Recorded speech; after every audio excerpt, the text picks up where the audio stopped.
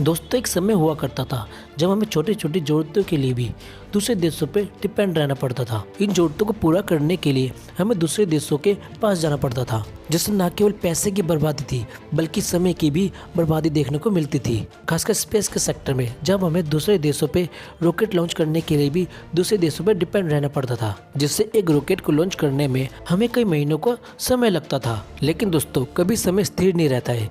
जहाँ हम पहले दुनिया को देखते थे कि दुनिया क्या कर रही है, अब दुनिया भारत को देखती है कि भारत क्या कर रहा है। हर दिन स्पेस के सेक्टर में भारत एक नया मील का पत्थर जोड़ता जा रहा है। जहाँ स्पेस के सेक्टर में इसरो ने अपनी जिम्मेदारी को बखूबी निभाया है, जिसने समय के साथ अपना कद और बड़ा बनाया है। वहीं स्पेस के सेक्टर में अब प्राइवेट प्लेयरों का भी साथ मिलने लगा है। हाल ही में स्काईरूट कंपनी ने अपने रॉकेट विक्रम S1 को लॉन्च करके दुनिया में अपना नाम किया है, जो भारत को उन देशों में शामिल करता है जिसमें प्राइवेट प्लेयरों ने किसी स्पेस में किसी रॉकेट को लॉन्च किया हो। वहीं एक और प्राइवेट कंपनी अग्निकुल, जिसने स्पेस के सेक्टर में एक नई उपलब्धि अपने नाम की है, जो चाइना और रसिया तो छोड़ो यहाँ तक कि नासा तक नहीं कर सकी, जिसमें ये देश दिन रात एक करके लगे हुए हैं। दोस्तों अग्निकुल कंपनी ने एक ऐसे इंजन का निर्माण किया है जो 3D प्रिंटिंग से बना है। एक रॉकेट इंजन बनाना इतना पेचीदा और जटिल काम है जो सिर्फ गिने चुने देशों को आता है, लेकिन भारत इससे एक कदम बढ़कर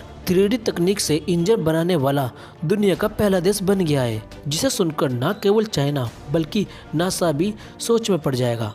एक इंजन बनाने इतनी पेचीदा तकनीक है जिसमें हजारों पार्ट्सों को जोड़कर एक कंपोनेंट बनाया जाता है और सैकड़ों कंपोनेंट्स को जोड़कर एक इंजन को तैयार किया जाता है। एक इंजन बनाने में पैसा, टेक्नोलॉजी और समय, इन तीनों की जरूरत पड़ती है। अब इस 3D टेक्नोलॉजी के बाद तकनीक के साथ साथ भारत पैसे और समय, इन दोनों की भी बचत कर पाएगा। इस 3D टेक्नोलॉजी से भारत इंजन बनाने वाला दुनिया का पहला देश तो बना ही है, साथ साथ भारत ने पूरी दुनिया में अपने इस टेक्नोलॉजी का लोहा भी मनवा दिया है। जब भारत को कुछ चैलेंज मिला है, भारत ने उस चैलेंज को एक्सेप्ट करके उसको पूरा किया है। एक समय था जब भारत को कोई भी देश परमाणु टेक्नोलॉजी नहीं देना चाहता था, तब भारत ने इस चैलेंज को एक्सेप्ट कर परमाणु बम बनाने की टेक्नोलॉजी को विकसित किया। इस सेक्टर में भी अपने आप को साबित करके दिखाया। और साथ साथ जब अमेरिका ने रूस से ये कहा था कि वो भारत को रॉकेट इंजन बनाने की टेक्नोलॉजी वो भारत को ना दे, तब भी भारत ने इस चैलेंज को एक्सेप्ट कर एक रॉकेट इंजन का निर्माण किया।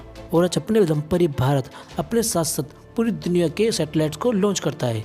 इन सैटेलाइटों को अंतरिक्ष में भेजने का जो खर्चा है वो पूरी दुनिया में सबसे कम मिलेगा आपको भारत में। इसी कम खर्चे के कारण पूरी दुनिया तो छोड़ो, अमेरिकन कंपनीज भी अपनी सैटेलाइट बाहर से लॉन्च करवाती है, जो भारत के स्पेस सेक्टर को एक बहुत ही बड़ा बूस्ट दे रहा है। अभी के जो आंकड़े बताते हैं, भारत अभी $7 बिलियन के साथ दुनिया में स्पेस के सेक्टर में सिर्फ 2% की हिस्सेदारी रखता है। लेकिन स्पेस सेक्टर में प्राइवेट कंपनियों के रास्ते खुलने के बाद ये सेक्टर 2025 तक लगभग $50 बिलियन का हो जाएगा, जिसका सीधा अर्थ यह है कि अब स्पेस टूरिज्म भारत में भी बढ़ने वाला है। मंगलयान की सक्सेसफुल लॉन्चिंग के बाद से भारत की जो वैल्यू बनी है, इसी तरह भारत का अगर गगनयान मिशन सक्सेसफुल हो जाता है, भारत भी स्पेस सेक्टर का एक बहुत बड़ा प्लेयर होगा, जो भारत की स्पेस इंडस्ट्री को ऐसे मुकाम पर पहुंचा देगा जिसकी आज तक किसी ने कल्पना भी नहीं की होगी।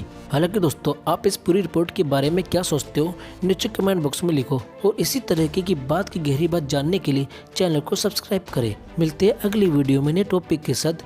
जय हिंद, वंदे मातरम।